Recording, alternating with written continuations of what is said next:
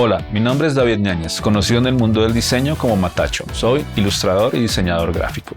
He trabajado en diversos proyectos de identidad y también de personalización de objetos. Algunas de las marcas con las que he trabajado han sido Citroën, Victorinos, Paperwallet, además de crear diversos proyectos alternativos de manera personal.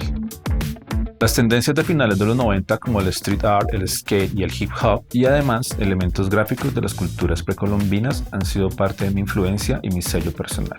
Mi visión es llevar este estilo visual a la actualidad, implementándolo en diferentes tipos de objetos de uso cotidiano.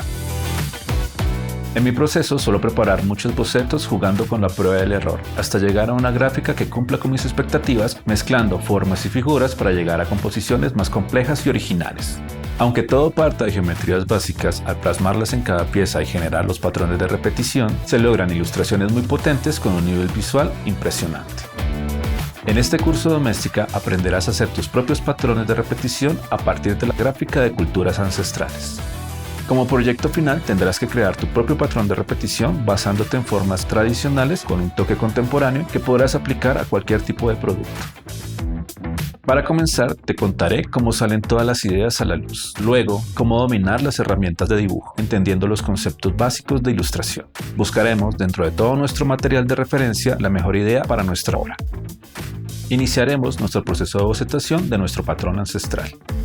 Armaremos un gran rompecabezas con cada pieza para llegar a un resultado potente. Y utilizaremos diferentes técnicas de calco para llegar a nuestra pieza. Pasaremos nuestros bocetos al computador y te daré algunos tips para darle mucha potencia desde Photoshop.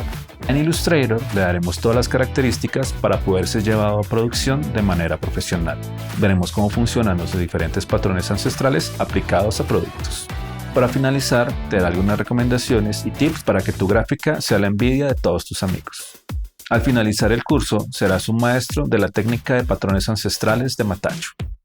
Para realizar este curso necesitarás un computador con Photoshop e Illustrator y conocimientos básicos de diseño. Además, otros materiales como escuadra, compás, transportador y otras más que encontrarás en casa.